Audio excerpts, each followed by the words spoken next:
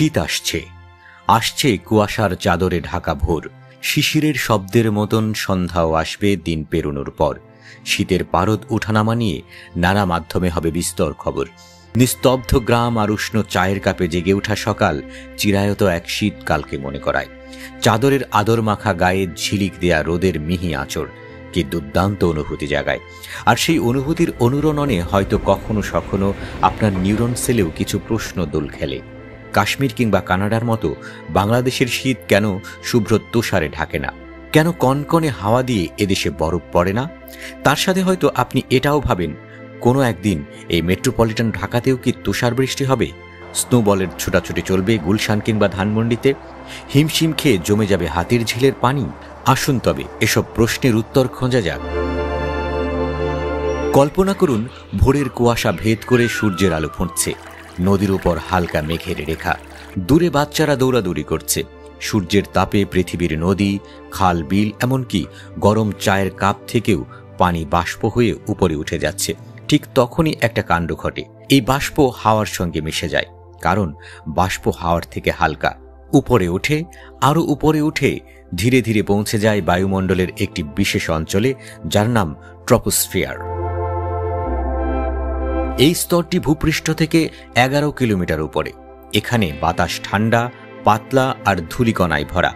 জলীয় বাষ্প সেই ধূলিকণার সঙ্গে মিলে তৈরি করে ক্ষুদ্র কণিকা।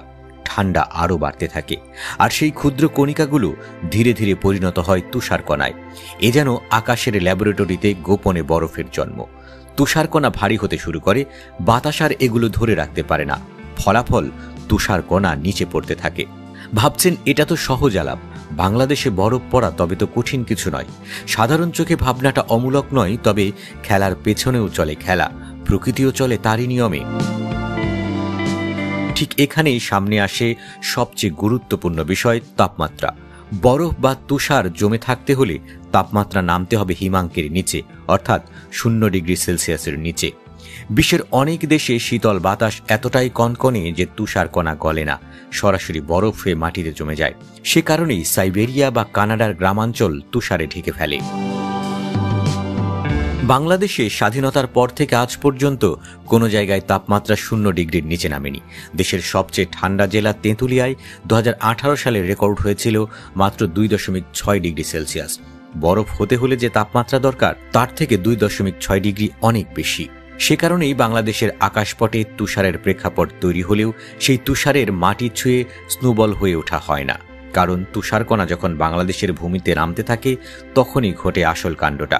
গরম বাতাসের সংস্পর্শে আসার সঙ্গে সঙ্গেই তুষারকণা গলে যায়, ধরা দেয় ধরার বুকে বৃষ্টি নামে। বরফ আর বৃষ্টির মাঝে পার্থক্য খুব বেশি নয়, পার্থক্য শুধু ভূপৃষ্ঠের তাপমাত্রা। তাপমাত্রা কম হলে বরফ পড়ে, তাপমাত্রা বেশি হলে গলে পড়ে বৃষ্টি। তাই আমাদের দেশে মাঝে মাঝে ভারী বৃষ্টির সঙ্গে শিলাবৃষ্টিও হয়। এটি মূলত বরফের ক্ষুদ্র কুঁচি, কিন্তু পূর্ণ তুষারপাত না। তা এখনো কল্পনাতেই আটকে আছে।